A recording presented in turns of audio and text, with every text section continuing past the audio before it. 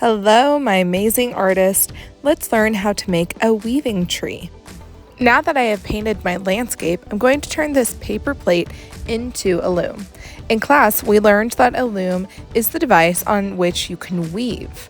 So this plate, we need to create some notches on it so that we can string yarn through it to help create the frame on which we're going to weave. To make sure that my tree is not upside down on my landscape, I have to make sure that the grass is on the bottom and then the blue sky is on the top. Once it's in the correct spot, I'm going to make a little mark on the plate where these notches are cut out. While I'm doing this, it's important that the template stays in the same place on top of the plate to make sure that I have the notches in the correct spot. So I'm using my hand to keep the template in the same spot while I rotate the template and the plate as I go around and label where the notches should be. When I am finished, I should have 2 notches on the bottom and 10 at the top, making a total of 12 notches on my plate. Now that I've labeled where the notches go, I'm going to cut the notch. I'm not going to cut a big rectangular shape out like you saw on the template. I'm just cutting a small little slice in it, and I'm stopping when it gets to the ridge of the plate on the top there. So I'm doing this 12 times for each of the notches. Now we are going to create the warp strand. The warp is basically the frame in which the weft is going to weave through. So with the brown yarn, you're going to get a little bit, unravel a bit so that you can work with it. This loose end, the working end, I'm going to call the tail. And you're going to put it through the left notch on the bottom so that it has a little bit on the back of your plate, just like this. So again, look at the left notch on the bottom. Put your yarn through that left notch, and then on the back it should look like this, and we're going to tape the yarn here so that it stays in place. Now turn your plate to the front, and we're going to start the warping.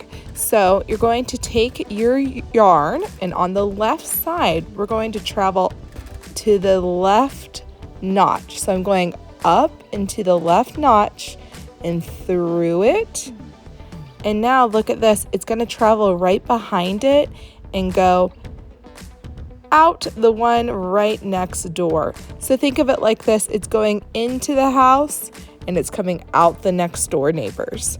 Now it's going to travel back down, it's going to go to our home. This is our home, the left notch. Then it's going to go behind and out the next door neighbor's house. And I really just keep this process going.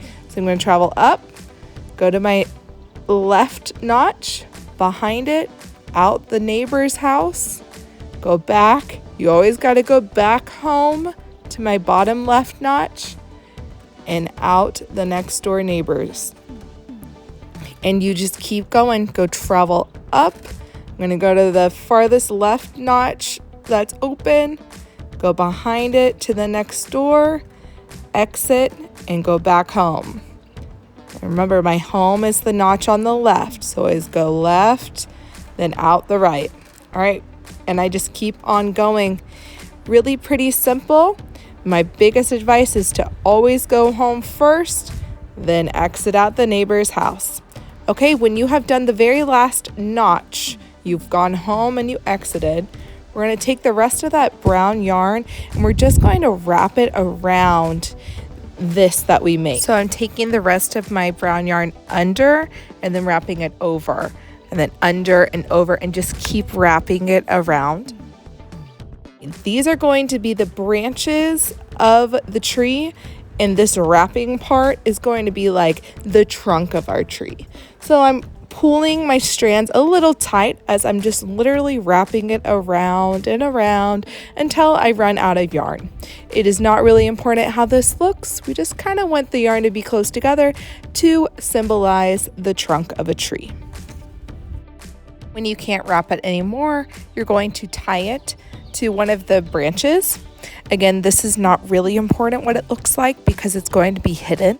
So to make a knot, you need to make a loop, then take the tail into the loop and out and pull.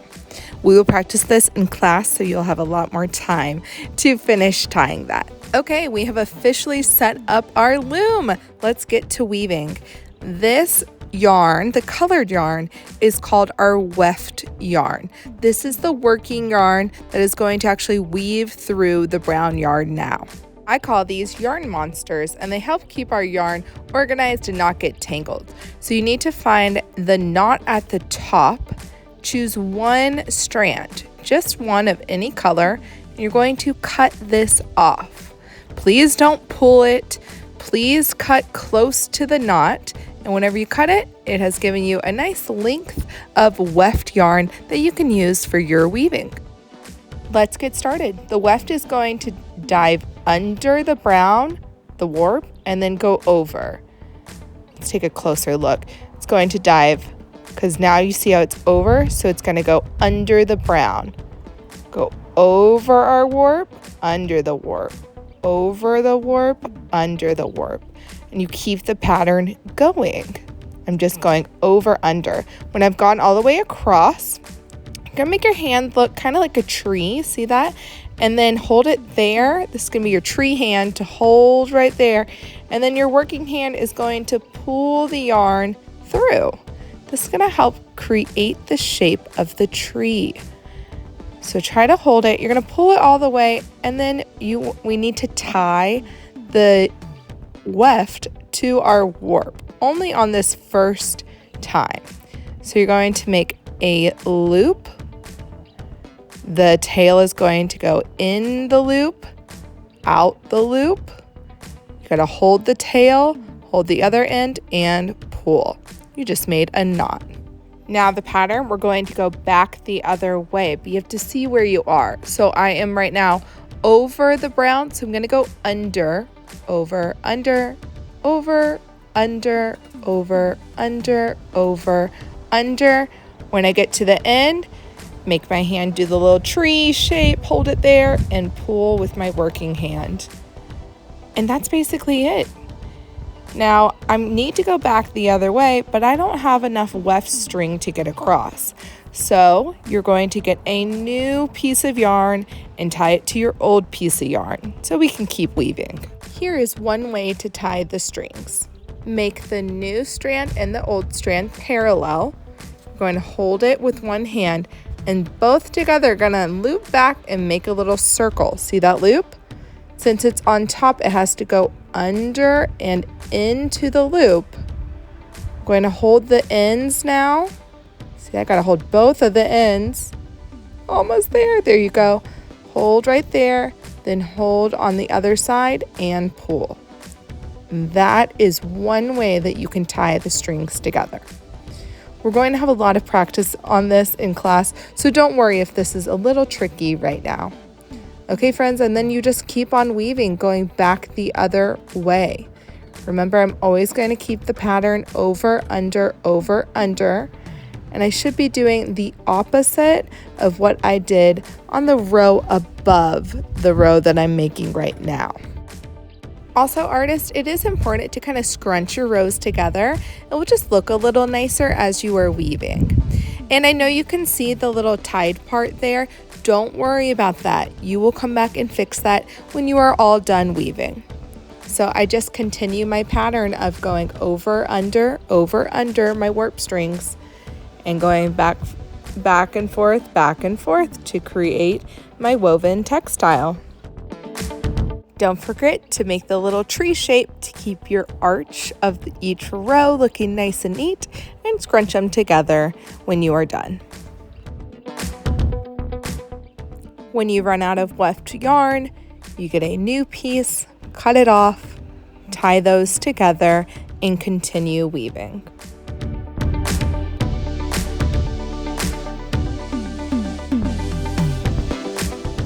Watch again for help. I lay my strings parallel, hold it with one hand. They're going to go back, like up and around. It needs to go under in the loop. I hold both ends. I hold these sides and pull. And there you go, tied them together. and I'm going to keep on weaving.